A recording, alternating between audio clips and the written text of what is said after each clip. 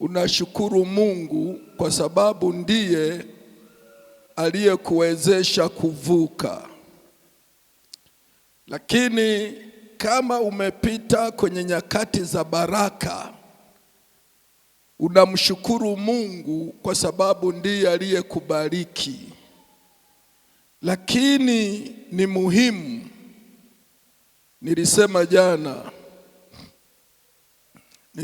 jana tulisoma katika Ayubu 17 mstari wa 4 kwamba kwa jinsi ambavyo umezuia ufahamu katika moyo wako, sintakukuza. Maana Mungu anaenda na ufahamu. Ndio maana hata asili yetu wanadamu tunafanya vitu kwa ufahamu. Huwezi ukafanya vitu nje ya ufahamu wako. Huwezi ukafanya vitu nje ya uwezo wako. Kile mtu anachokiona ndicho anachokiishi. Kile mtu anachokiona ndicho anachokifanya. Bwana Yesu asifiwe sana. Kwa hiyo Mungu anahitaji ufahamu wetu ufanye kazi katika maisha yetu. Ndio sababu hapa kila mmoja nikimwona ameongeza mwaka. Kila mmoja ameongeza, na ukiongeza mwaka maana yake umeongeza ufahamu. Sasa kibinadamu huwa tunaangalia umri wa mtu. Unaaminiwa kulingana na umri. Bwana asifiwe sana. Kwa sababu umri unaongeza ufahamu. Kwa hiyo kadiri umri unavyoongezeka ndivyo unavyoaminiwa. Lakini ukienda juu sana, badala ya kuongezeka unafanyaje? Unashushwa. Ukizeeka unaanza kuwaza kama mtoto. Unaona kama mtoto. Unaweza ukashangaa vitu vinafanyika vya ajabu mpaka unabaki unasema sikutegemea. Lakini kumbe ametoka juu anarudi chini, na wengine wanatoka chini wanakwenda juu. Bwana Yesu asifiwe.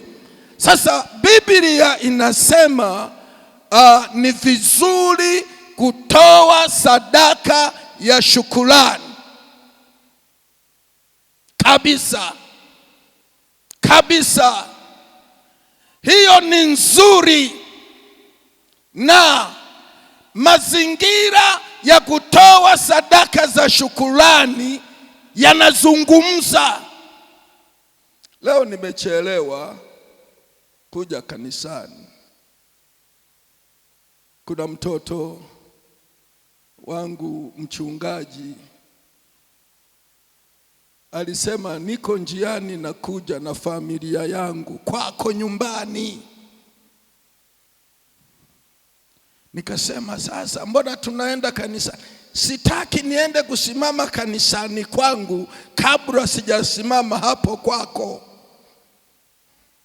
Nahitaji ninapoenda kwenye madhabahu niende na neno lililotoka kwenye madhabahu kuu. Ila na mimi nashukuru Mungu maana nina neno la katibu mkuu. Bwana asifiwe. Wakati ananiombea, yani niliona kama mbingu zinapasua na neema inakuja nyingi. Unashtukia machozi yanatoka kwa namna ya kipekee. Sasa yule mtoto akasema kwenda kwenye madhabahu mpaka awe amefika kwenye madhabahu ya Ndichaye. Sasa amekuja na familia yake yote, watoto wakakaa hapo, mama na baba. Akasema sasa mzee, museme na amekuwa mtumishi wa pili. Mwingine alifika jana hivyo hivyo, na sifa hizo hizo, maelezo hayo hayo. Tumekuja utuambie, utueleze, maana umetembea na Mungu huyu miaka mingi. Kwa hiyo tuna neno kwako ambalo tutalitembelea. Sema sawa, na mimi nikafumbua kinywa kama Mungu alivyonijalia. Nikaeleza, nikamaliza, nikasema pigeni magoti. Nikaomba kwa ajili ya baba na mama, nikaomba kwa ajili ya watoto, nikasema mufanikiwe. Bwana Yesu asifiwe. Sasa mimi ni askofu, lakini nina baraka ya wewe mshirika wangu. Mungu amenipa baraka yako.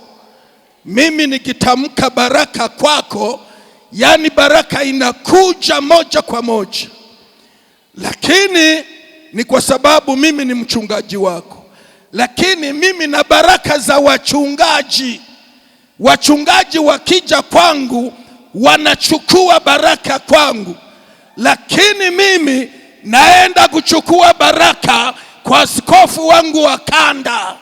Huyo naenda napiga magoti na sadaka yangu, nasema mzee, namzidi umri.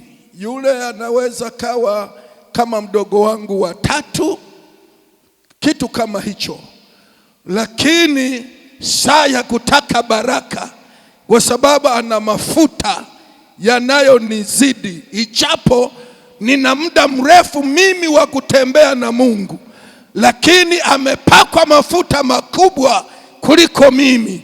Kwa hiyo naenda napiga magoti, ananitamkia baraka. Bwana Yesu asifiwe. Ni mfumo usiopingika, na mtu akiukwepa anajikwepa mwenyewe. Unaweza ukaomba ukalia, hakuna matokeo, maana umekwisha kujikwepa. Lakini ili usijikwepe, tengeneza mfumo ambao utasababisha chemichemi ya maji ya uzima, maji ya baraka, ili ya kujirie mahali ulipo. Yesu asifiwe sana.